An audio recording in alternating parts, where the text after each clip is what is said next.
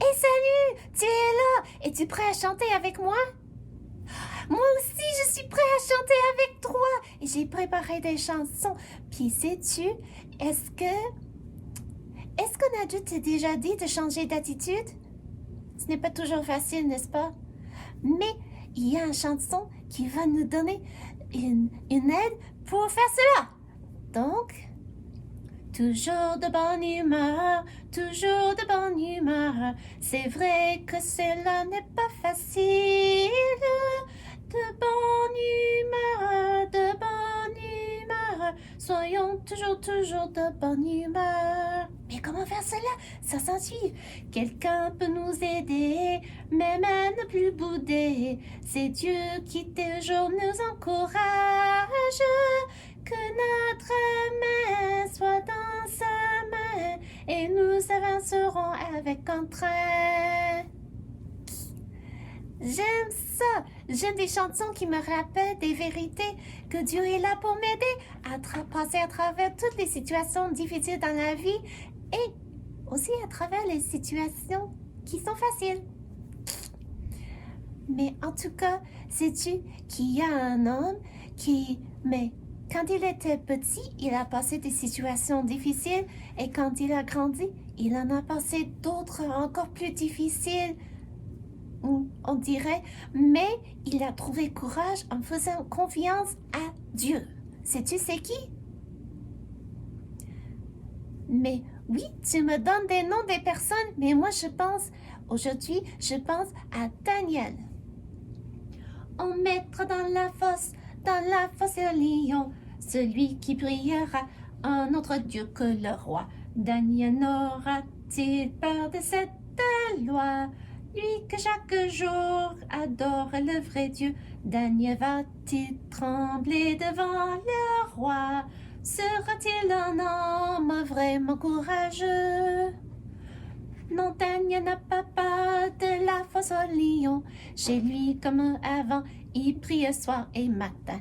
Mais la porte un jour s'ouvre brusquement. Et voilà qu'on trouve Daniel à genoux. Les lions peuvent préparer leurs dents. Bientôt le coupable sera dans leur trou. Daniel est dans la fosse au lion. Et les lions sont prêts à lui sauter dessus. Mais Daniel a mis sa confiance en Dieu. Et Dieu a fermé la gueule des lions. Daniel est tranquille, il n'a pas peur d'eux. Son Dieu est plus fort que les lions. Daniel est dans la fosse au lion. Mais les lions ne peuvent pas lui sauter dessus. Daniel est sauvé, que c'est merveilleux. Il va retourner joyeux dans sa maison. Nous aussi, nous voulons croire en son Dieu, car il nous délivre, avec lui nous vaincrons. Connais-tu l'histoire de Daniel et le lion? Et comment Dieu avait honoré Daniel parce il avait honoré Dieu. Ah, c'est une merveilleuse histoire. Tu dois le lire. Mais, sais-tu, si jamais tu te dis, mais moi je n'ai pas de courage comme lui.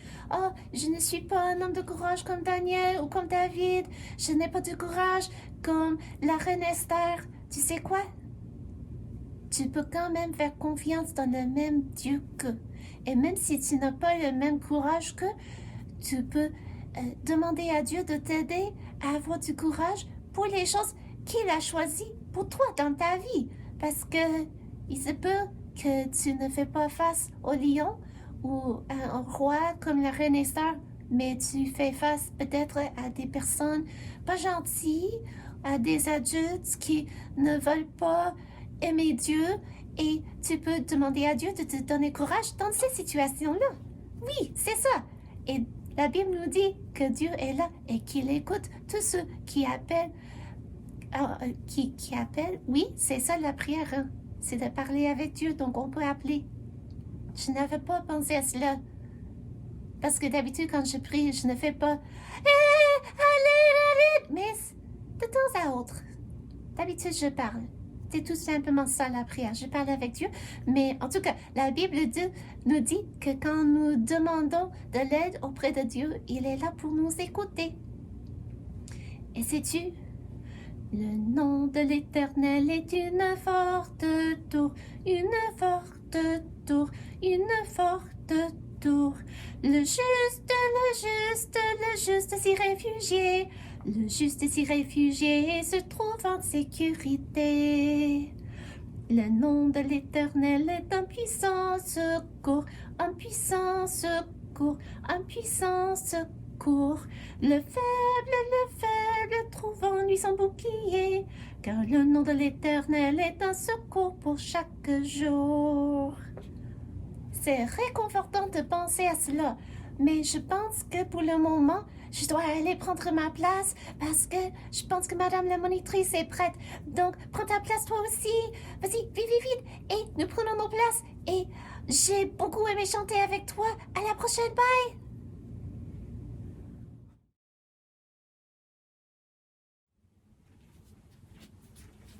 Bonjour, je suis contente que tu es là avec nous ce matin. Et aujourd'hui, nous allons plonger nos regards dans la parole de Dieu. Et sais-tu où on est arrivé dans les livres de la Bible? Peut-être que toi, tu peux citer les noms des livres de la Bible avec moi. Penses-tu que tu es capable? Nous allons commencer au tout début avec l'Ancien Testament. Genèse, Exode, Lévitique, Nombre, Deutéronome, Josué, Juge, Ruth, 1 et 2 Samuel, 1 et 2 Rois, 1 et 2 Chroniques, Esdras, Néhémie, Esther, Job, Psaume, Proverbe, Ecclésiaste, Cantique des Cantiques, Ésaïe, Jérémie, Lamentation de Jérémie, Ézéchiel, Daniel, Osée, Joël, Amos, Abdias, Jonas, Michée, Nahum, Habacuc, Sophonie, Agé, Zacharie, Malachie.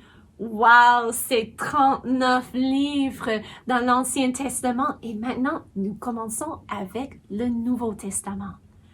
Matthieu, Marc, Luc, Jean, Actes, Romains, 1 et 2 Corinthiens, 1 et 2 Corinthiens, Galates, Éphésiens, Philippiens, Colossiens, 1 et 2 Thessaloniciens, 1 et 2 Timothée, Tite, Philémon, Hébreux, Jacques, 1, 2 Pierre, 1, 2, 3 Jean, Jude et l'Apocalypse. Ça fait 27 livres dans le Nouveau Testament.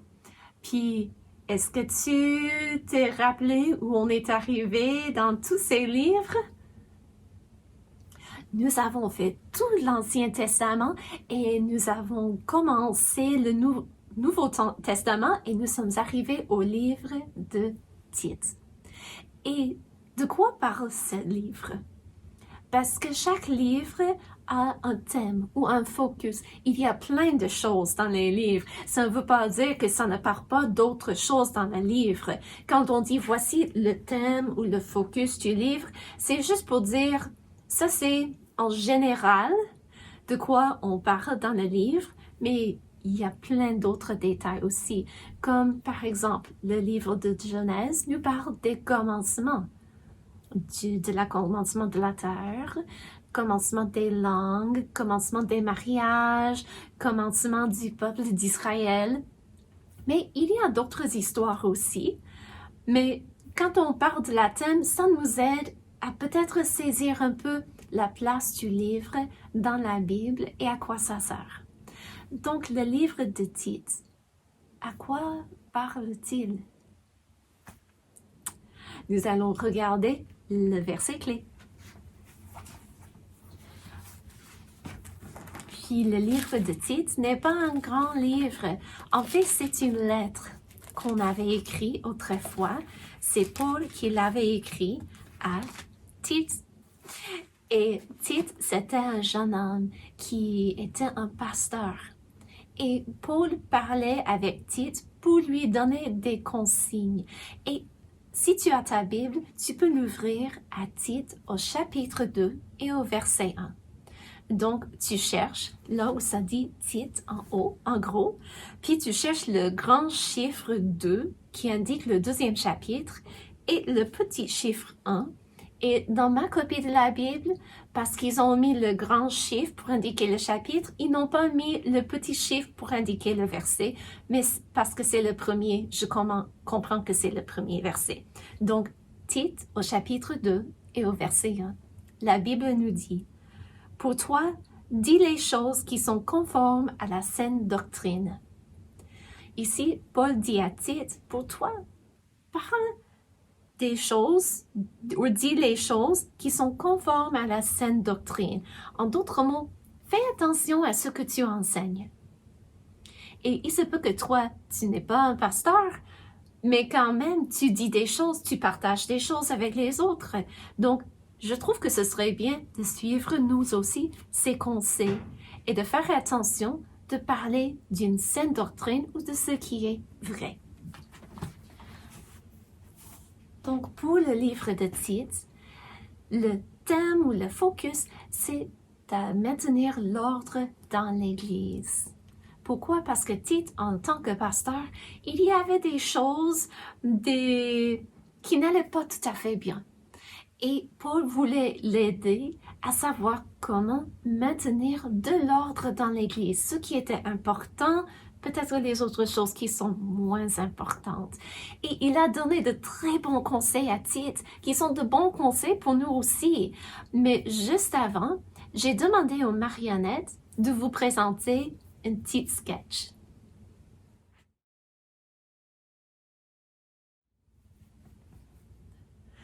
Tu es vraiment méchant. Mais qu'est-ce que j'ai fait? Mais tu sais ce que tu as fait. Non, je ne sais pas, je ne peux penser à rien. Mais tu le sais et tu as été méchant et je te dis, je vais le dire à Madame la monitrice. Mais qu'est-ce que j'ai fait? Tu peux me le dire et comme ça je peux te demander pardon ou je peux essayer de réparer le tort. Mais tu sais exactement ce que tu as fait et tu es stupide. Quoi? Mais je suis pas stupide. Dis-moi ce que j'ai fait. Mais non, tu es stupide et je te déteste. Mais je n'ai rien fait de mal. Voyons, je suis entrée dans la classe, j'ai pris ma place, j'ai trouvé un crayon par terre et je l'ai remis dans le bocal, c'est tout. Mais tu sais, c'était mon crayon. Mais je ne savais pas, mais c'est dans le bocal. Veux-tu que j'aille le chercher pour toi? Non, parce que tu as été méchant et je vais le dire à Madame la monitrice et elle va te punir et tu n'auras pas de collation. Mais voyons, je n'ai rien fait de mal et tu sais quoi? Je suis tellement en colère. Hey, je n'ai rien fait de mal, madame. Oui, madame.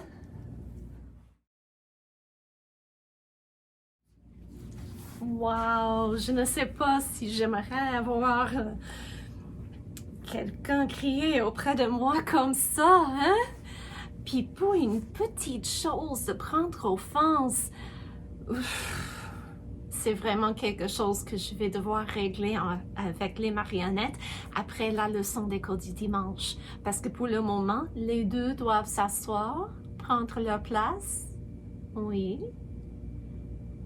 Et écouter, n'est-ce pas? C'est le moment d'écouter. Oui, nous allons en parler après. D'accord? Merci beaucoup. Et nous allons parler de la parole de Dieu pour regarder des conseils que Dieu a donnés à Tite en utilisant Paul pour le lui écrire. Donc, dans le livre de Tite, au chapitre 2 et au verset 6, Paul donne une exhortation où il donne de bons conseils à Tite. Et il dit: « Exhorte même les jeunes gens à être modérés, te montrant toi-même à tous égards un modèle de bonnes œuvres. » Donc, Paul dit à Tite, toi, en tant que pasteur, tu dois encourager les jeunes gens à être modérés, pas toujours extrêmes avec tout ce qu'ils font. Puis il dit, te montrant toi-même Et nous allons regarder plutôt ces conseils pour Tite, te montrant toi-même à tous égards un modèle de bonnes œuvres et donnant un enseignement pur, digne, une parole saine, irréprochable, afin que l'adversaire soit confus, n'ayant aucun mal à dire de nous. C'est quoi d'être irréprochable avec ces paroles?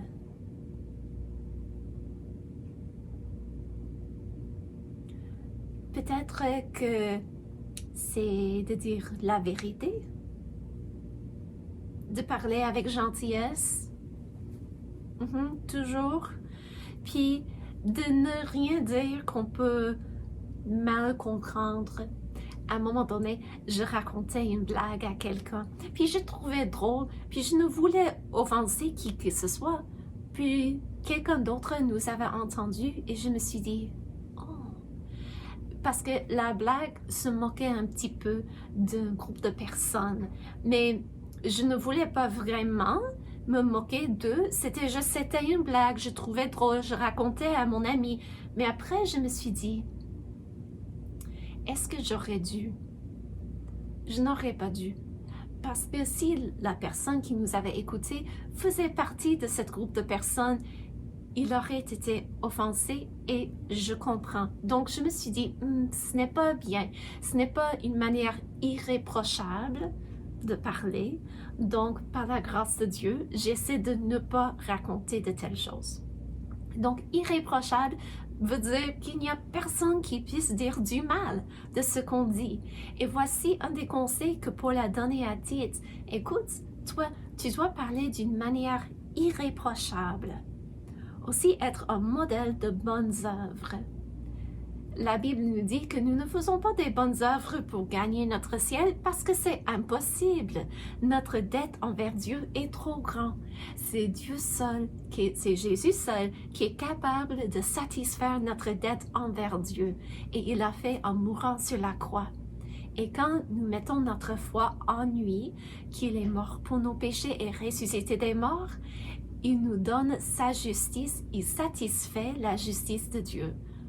Mais la Bible nous dit que les bonnes œuvres sont là pour démontrer notre foi, pour prouver qu'on a fait confiance en Dieu et en Jésus comme sauveur.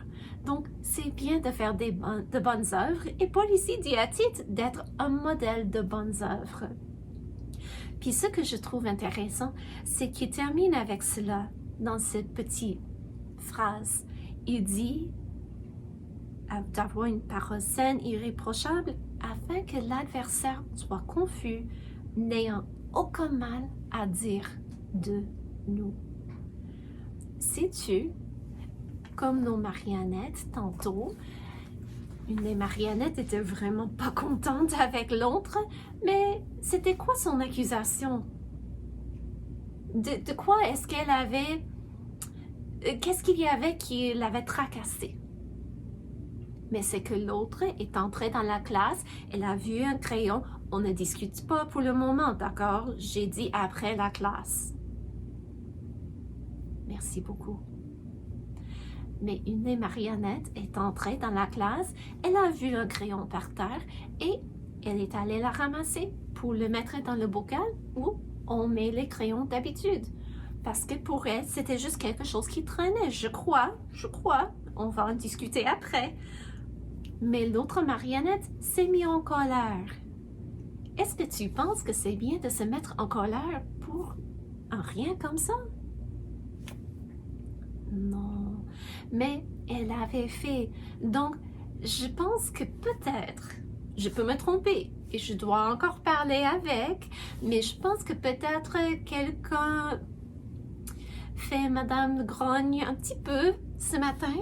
Et comme ça, elle était irritée. Peut-être qu'il y avait des choses qui se passaient déjà à la maison, on ne sait pas. Elle était déjà fâchée. Puis, en étant en colère, elle avait trouvé une excuse pour lâcher sa colère sur quelqu'un d'autre qui n'est pas bien.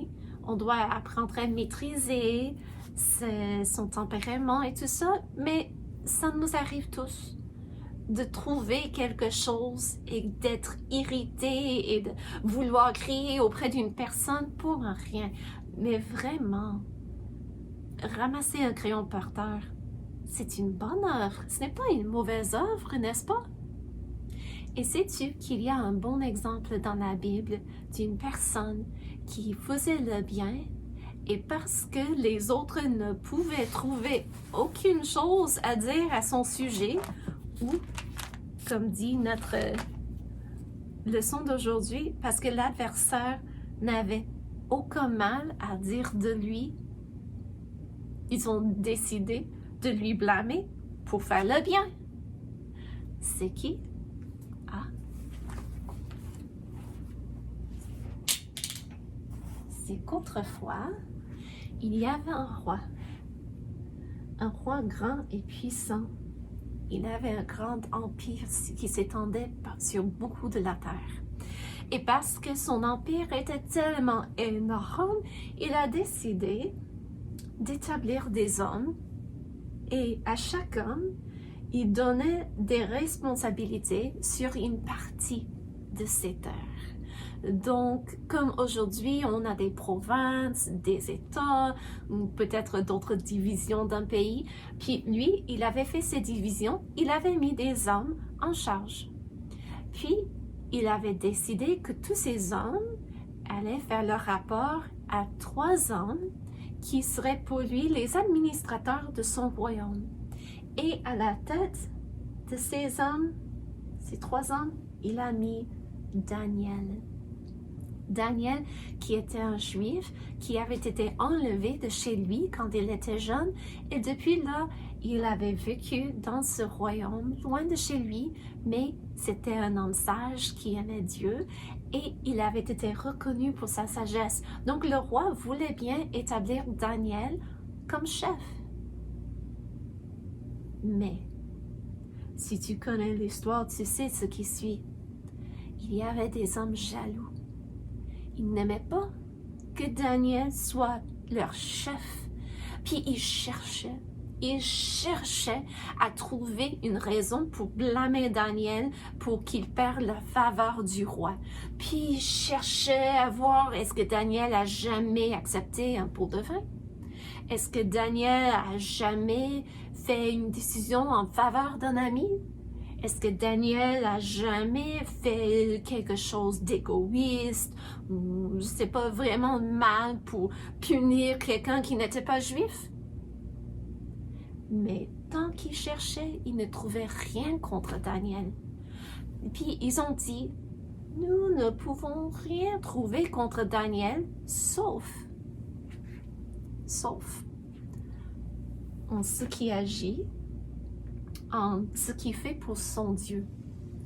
Donc, c'est juste avec sa religion ou sa relation personnelle avec Dieu. Là, on peut trouver de quoi. Puis, ces hommes, un jour, se sont mis ensemble, ils sont allés voir le roi, puis ils ont flatté le roi en disant plein de bonnes choses, mais pas des bonnes choses, mais des choses comme « Oh roi, vis éternellement et on vous aime tellement, bla bla bla ». Comme font les personnes qui veulent avoir de quoi, comme font les enfants qui veulent avoir de quoi, et les adultes aussi. Puis ils flattaient le roi, puis ils disaient « Oh roi, n'est-ce pas vrai que vous êtes merveilleux? » Et nous sommes tous mis d'accord, tous les dirigeants.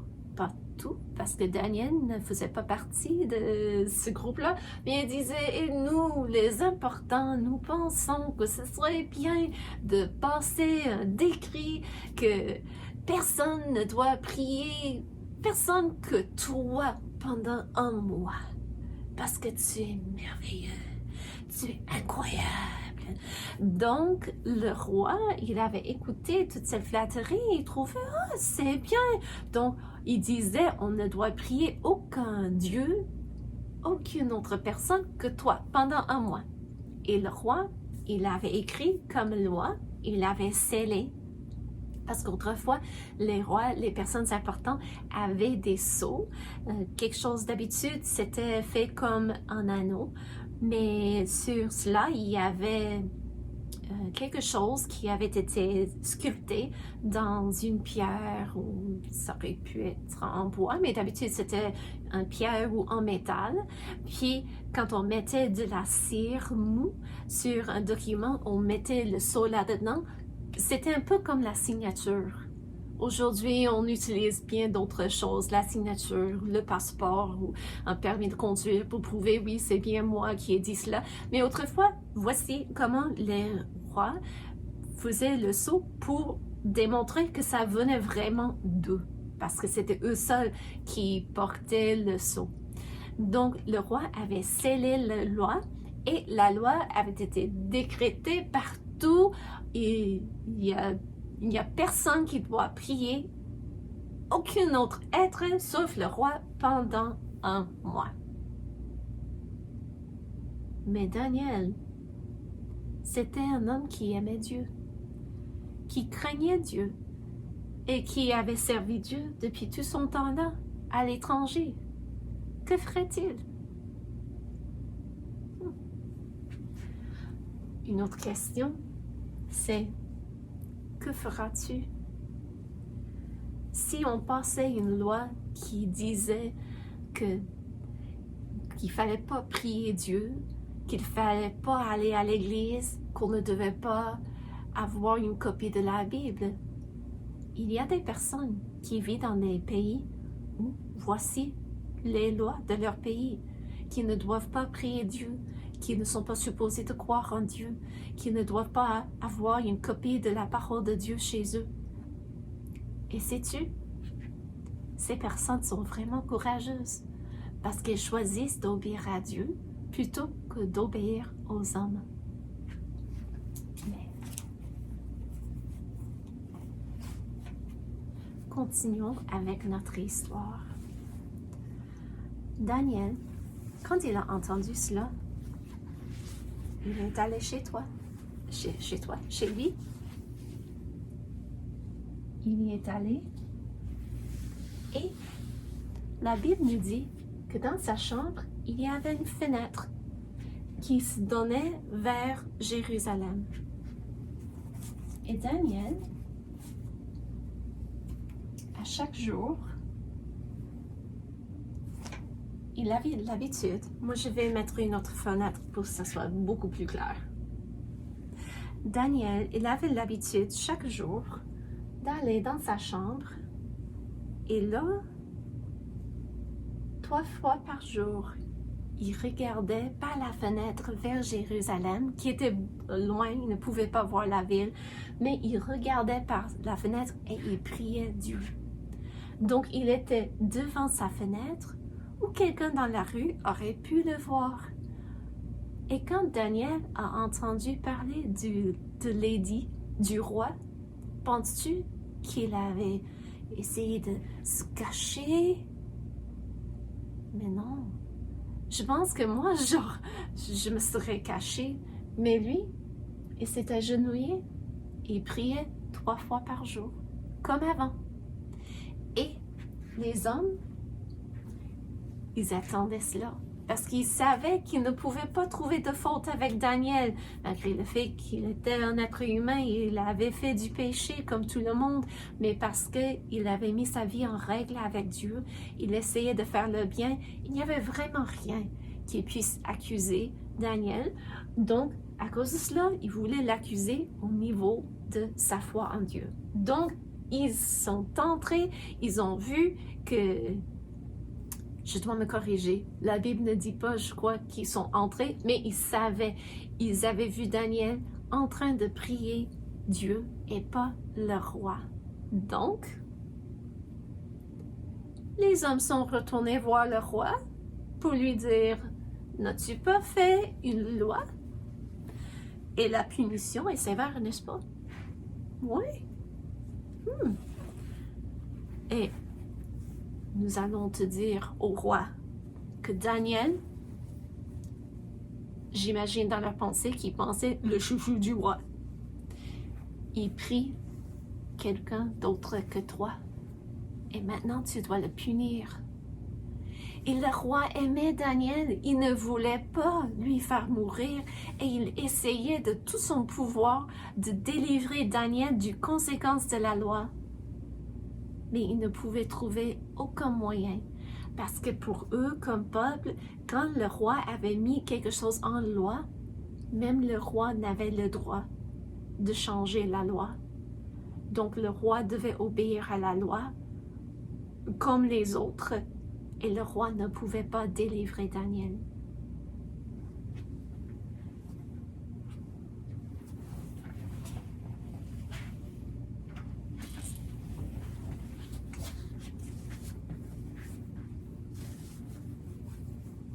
Un peu de magie de...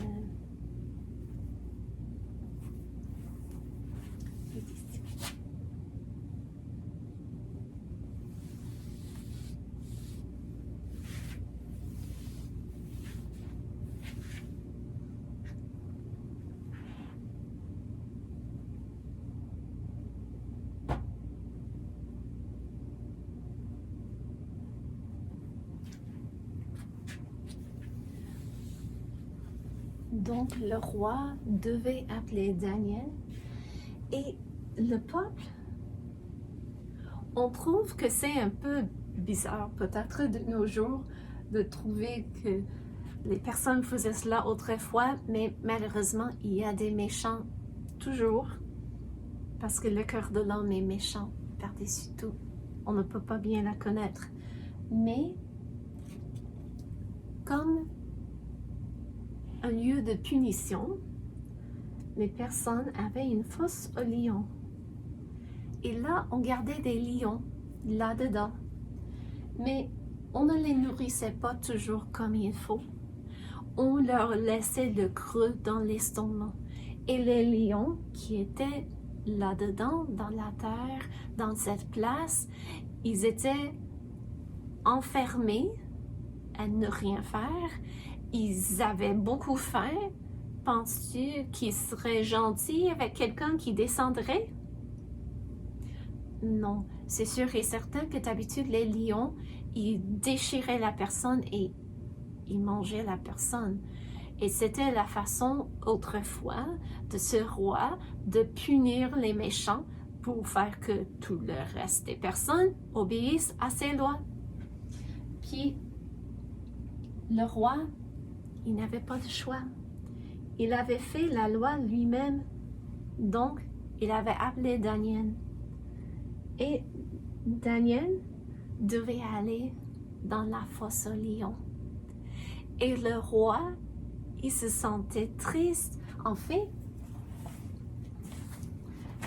si je cherche le récit de cette histoire, je dois trouver bien le bon chapitre. Puis, alors le roi donna l'ordre qu'on amène Daniel et qu'on le jette dans la fosse aux lions. Le roi prit la parole et dit à Daniel, « Puisse ton Dieu, que tu sers avec persévérance, te délivrer. » J'imagine que le roi se sentait vraiment mal parce qu'il a été eu par ses autres dirigeants qui voulaient accuser Daniel d'avoir fait du mal. Donc Daniel a été mis dans la fosse aux lions. Et le roi a passé une nuit blanche. Il ne pouvait pas dormir, il n'arrivait pas parce qu'il était troublé dans son cœur. Je crois qu'il avait reconnu qu'il avait puni un homme de bien et que c'était de sa propre faute. Mais le matin venu, il est allé et en s'approchant de la fosse, il appela Daniel d'une voix triste parce qu'il pensait que son ami était mort, déchiré en pièces. Et il avait dit, « Daniel, serviteur du Dieu vivant, ton Dieu que tu sers avec persévérance, a-t-il pu te délivrer des lions? » Et Daniel dit au roi, « Roi, vis éternellement. » Parce que c'était la manière de parler avec un roi. Il dit, « Mon Dieu a envoyé son ange et fermé la gueule des lions qui ne m'ont fait aucun mal parce que j'ai été trouvée innocente devant lui. Et devant toi non plus, ô roi, je n'ai rien fait de mauvais. » Alors le roi fut très joyeux et il ordonna qu'on fasse sortir Daniel de la fosse et Dieu avait délivré Daniel. Le roi a retrouvé son bon ami et il a puni ceux qui voulaient faire du mal à Daniel. Donc, il y a beaucoup de choses qu'on puisse apprendre de ce récit historique, mais j'aimerais qu'on retourne au livre de Tite. Écoute bien les conseils que Dieu a donnés à Tite en utilisant Paul pour les écrire. Il dit, te montrant toi-même à tous égards un modèle de bonnes œuvres et donnant un enseignement pur, digne, une parole saine, irréprochable.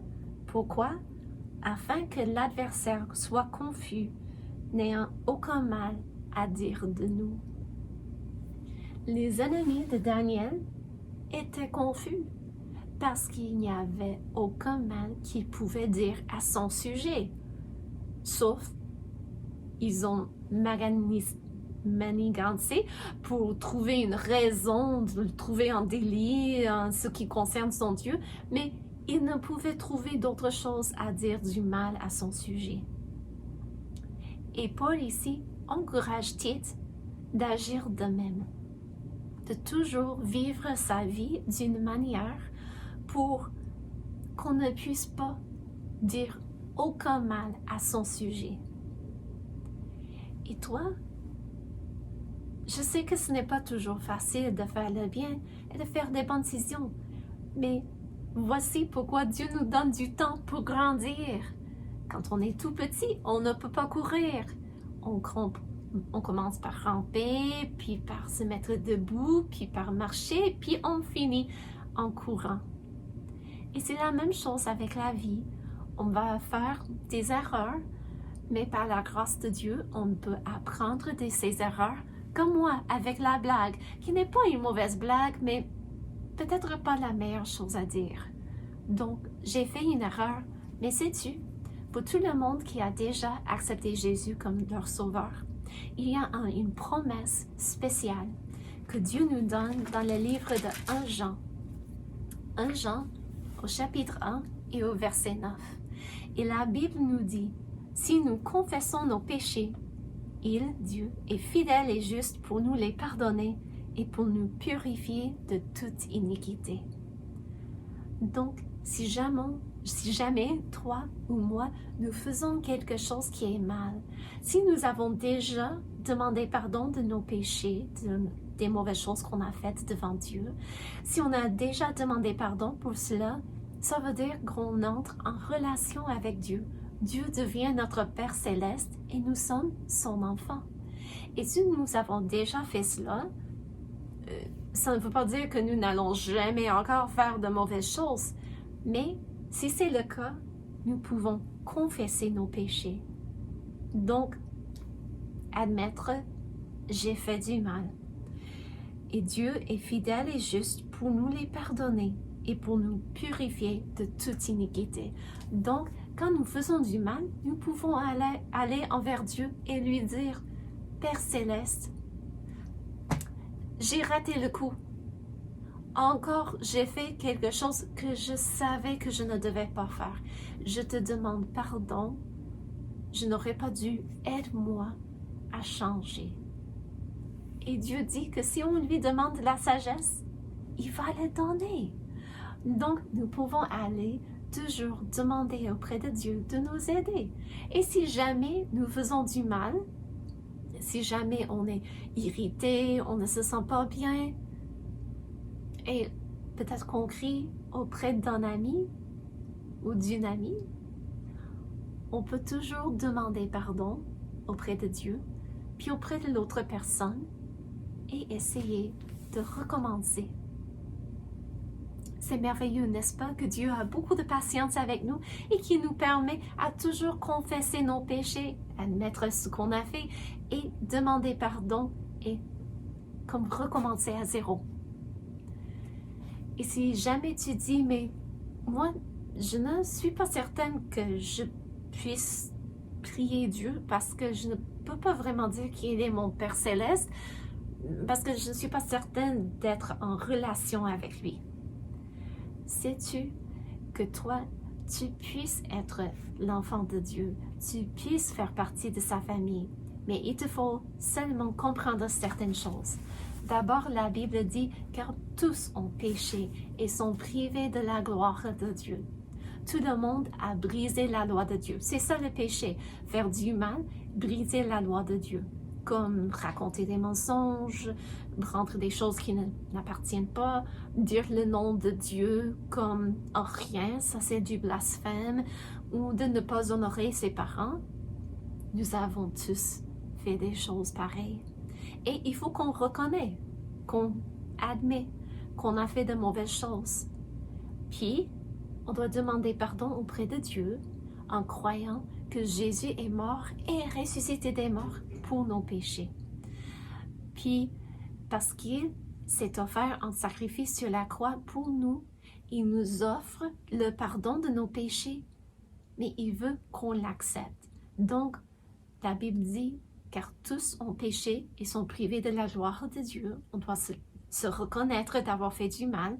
Puis la Bible dit aussi, car quiconque invoquera le nom du Seigneur sera sauvé. Invoquer, c'est d'appeler, demander de l'aide.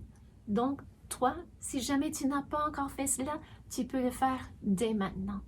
Reconnaître que tu as fait du mal et demander pardon auprès de Dieu. Et Dieu dit que quand on fait cela, il est notre Père Céleste, on fait partie de sa famille depuis ce moment-là. Et comme ça, quand on fait une erreur, on peut aller confesser ses péchés et demander de l'aide auprès de Dieu. Eh bien, j'espère que ça va t'aider cette semaine quand tu fais face à des situations difficiles. J'espère que tu auras du courage comme Daniel, comme j'espère que moi j'aurai du courage comme Daniel pour choisir d'obéir Dieu et de vivre d'une manière pure, irréprochable, pour qu'on ne puisse dire aucun mal de nous, par la grâce de Dieu. Et je pense qu'il nous reste quelque chose à faire.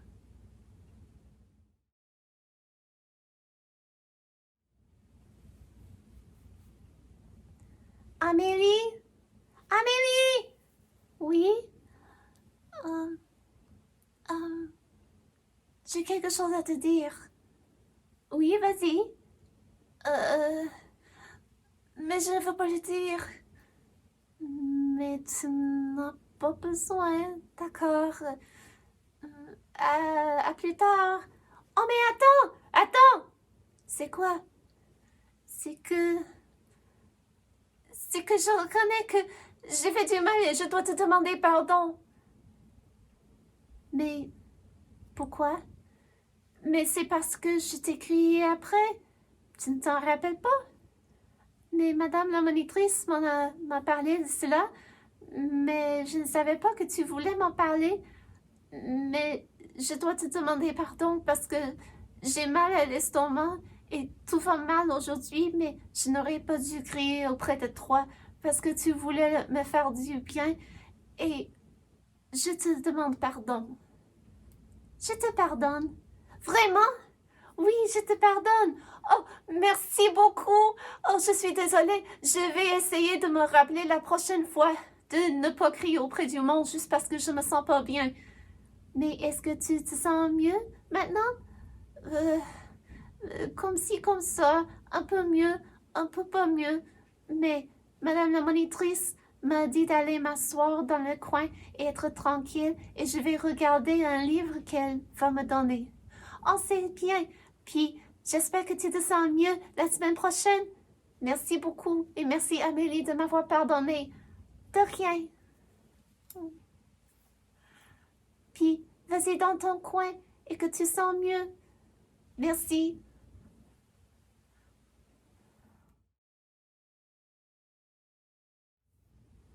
Attends, ne t'en vas pas!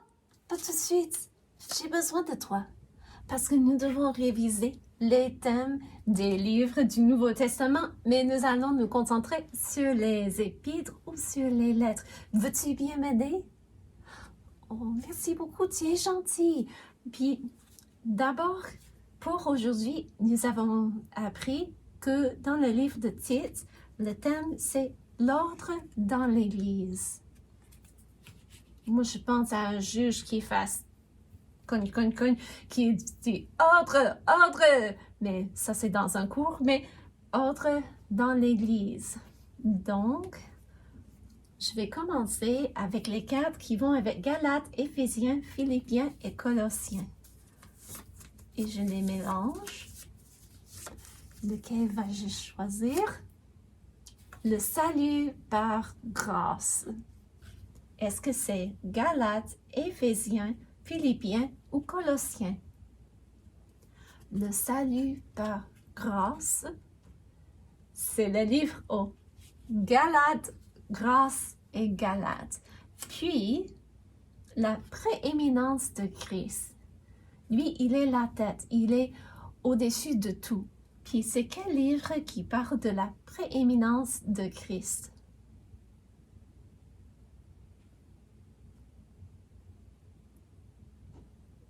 Est-ce que tu as bien dit Colossiens? C'est ça, Colossiens. Puis, il nous reste Éphésiens et Philippiens. Puis moi, j'ai ici l'Église, corps de Christ. L'Église, corps de Christ. Éphésiens, oui, Église Éphésiens, qui veut dire que joie en difficulté. C'est le livre aux Philippiens. Bravo! Puis il ne nous reste que 4. Et là, c'est lequel que je vais choisir? Le jour du Seigneur.